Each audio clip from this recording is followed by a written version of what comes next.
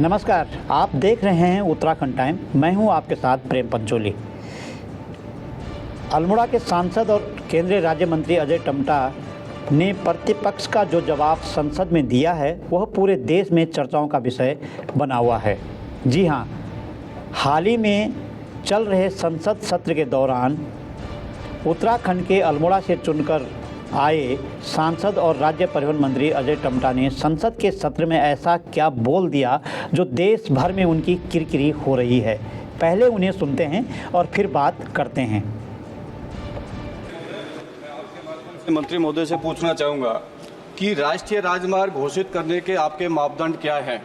हाँ, तो मेरे संसदीय क्षेत्र के अंदर 3 तीर्थ स्थल हैं और मुंबई एक्सप्रेस वे से पिनान से लेके महुआ, महुआ से लेके करौली और करौली से कैला देवी आप राष्ट्रीय राजमार्ग घोषित करने का विचार रखते हैं क्या?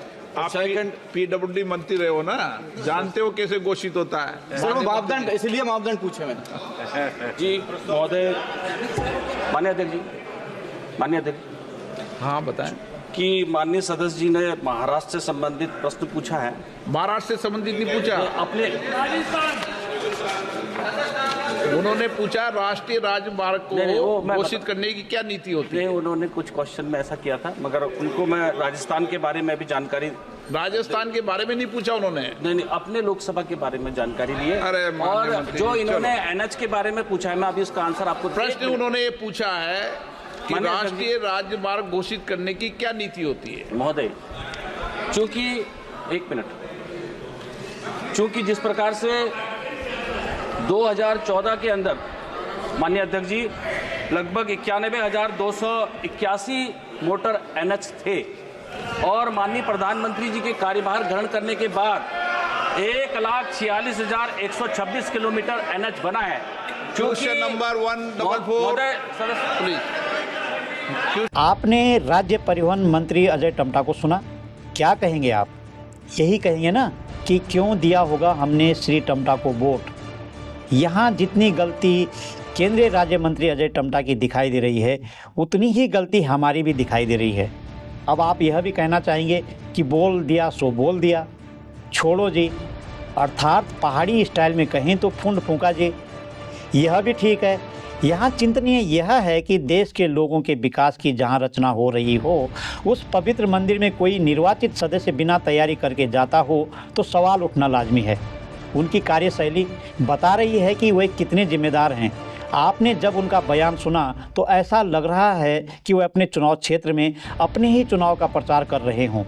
माननीय अजय टम्टा साहब, आपको इतना तो मालूम है कि आप इस वक्त देश की सर्वोच्च संस्था के पटल पर अपनी बात रख रहे हैं। ऐसा भी नहीं है कि आप पहली बार संसद में चुनकर गए हैं। माननीय टम्टा साहब, आप पूर्व में भी केंद्रीय राज्य मंत्री रहे हैं। आप पर उत्तराखंड वासियों को ऐसा विश्वास कदापि नहीं था कि आप संसद के भीतर भी अपने चुनाव प्रचार जैसी स्थिति में रहेंगे। आज़ाद भारत में कई दौर ऐसे आए जब प्रतिपक्ष के जवाब में सत्ता के पक्षकार माननीयों को निरुत्तर बैठना पड़ा, मगर यह संसद सत्र में पहले बार हुआ जब कोई सांसद फकत चुनावी मूड में ही दिखा हो। माननीय अजय टम्टा का संसद में दिए गए जवाब से एक बार उत्तराखंड और उनकी संसदीय क्षेत्र की जनता सोचने के लिए विवश हो गई है। प्रतिपक्ष का सवाल मात्र इतना था कि राष्ट्रीय राजमार्ग बनाने के मापदंड क्या हैं, वगैरह वगैरह। केंद्रीय राज्य मंत्री अजय टम्टा इस पर संतुष्टि के जवाब नहीं दे पाए और जब वे बहक गए तो लोकसभा स्पीकर को कहना पड़ा कि माननीय सांसद संतुष्ट नहीं हुए हैं और कहा कि बैठ जाइए।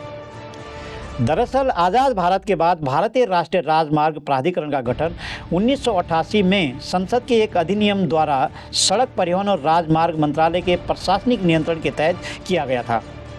साल 2023 तक अपडेट लिस्ट के मुताबिक भारत में 599 राष्ट्रीय राजमार्ग हैं, जो कि एक राज्य को दूसरे राज्य से जोड़ने के काम कर रहे हैं। राष्ट्रीय राजमार्ग 44 भारत का सबसे लंबा राजमार्ग है। यह उत्तर में श्रीनगर से आरंभ होकर दक्षिण में कन्याकुमारी में समाप्त होता है, जो 3,806 किलोमीटर लंबा है। सनद रहे कि इस एनएचआई को भारत सरकार द्वारा सौंपे गए राष्ट्रीय राजमार्गों के विकास, रखरखाव और प्रबंधन के लिए एक केंद्रीय प्राधिकरण के रूप में स्थापित किया गया है। नए राष्ट्रीय राजमार्गों के रूप में राज्य सड़कों की घोषणा सुस्थापित सिद्धांतों के आधार पर की गई है।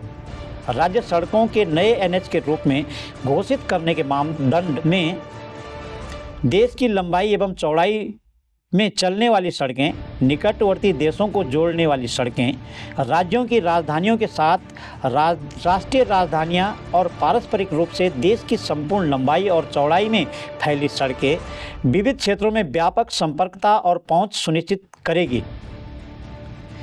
एनएचआई से पड़ोसी देशों, राष्ट्रीय राजधानियों के साथ राज्य की राजधानियों के साथ एक दूसरे महत्वपूर्ण बंदरगाहों, द्वितीयक बंदरगाहों, महत्वपूर्ण औद्योगिक केंद्रों या प्रमुख पर्यटक स्थलों के बीच संबंध स्थापित करना, जबकि दूरस्थ एवं पर्वतीय क्षेत्रों में सामरिक दृष्टि से महत्वपूर्ण सड़कें भी बनाई जाए। राष्ट्रीय राजमार्ग होने की वजह से प्राथमिक सड़कें जो यात्रा की दूरी में महत्वपूर्ण कमी लाती है और आर्थिक विकास में महत्वपूर्ण योगदान देती है। इसके अलावा सड़कें जो विशाल अविकसित क्षेत्रों में हैं और पहाड़ी इलाकों तक पहुंचने में महत्वपूर्ण भूमिका निभाती है, अर्थात ऐसी सड़कें जो 100 किलोमीटर राष्ट्रीय राजमार्ग ग्रिड के निर्माण में योगदान देती है। हमें याद होना चाहिए कि भारत में राष्ट्रीय राजमार्ग सड़कों का एक व्यापक नेटवर्क है जो देश के विभिन्न हिस्सों को जोड़ने में महत्वपूर्ण भूमिका निभाता है।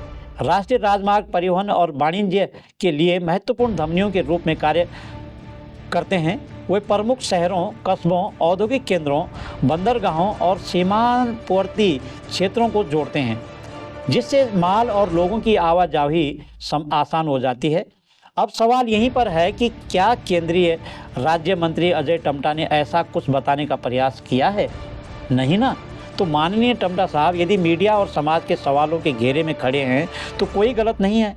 यहाँ फिर से उनकी कार्यशैली, उनकी गतिविधि, उनकी पूर्व तैयारी पर सवाल के बाद सवाल खड़े हो रहे हैं, जिसका जवाब माननीय टम्टा साहब को समय समय पर देना ही होगा।